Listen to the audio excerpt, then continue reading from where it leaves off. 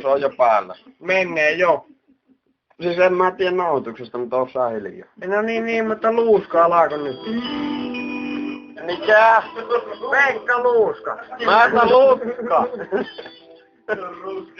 Piti? Luuska Tää mun lähtee. pali, täällähän. Tium tium tium tium tium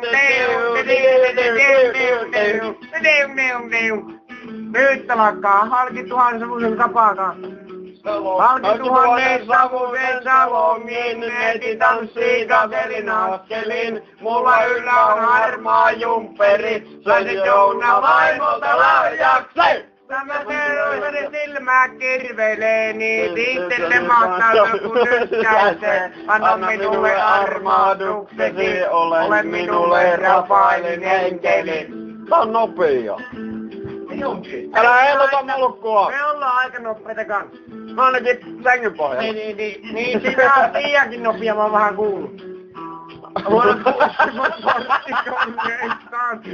Poika ei sinne katsokaan. No sinun Janniksasta. Äiti neuvoi, että tuijottaa ei saa. Kurkku kipeänä aamun ankeaan. Kuka käski mennä alasti nukkumaan. Anna minulle armahduksesi. Ole minulle Rafaelin enkeli. Auttaisiko jos täällä tästä pienemmällä, niin jos näin nopea? Joo.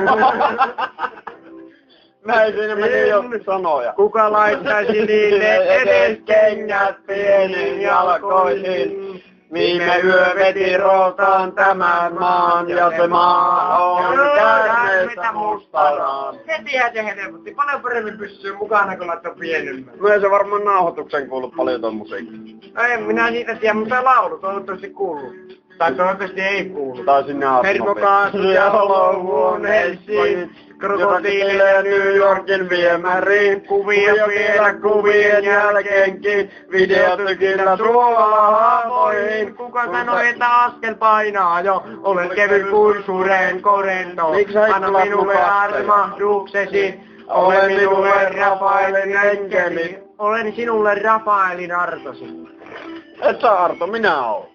Olet minulle Rafaelin artosi. Minä oon sinulle. Niin. No onks sä mulle Rafaelin Juhonen? En, Väinö.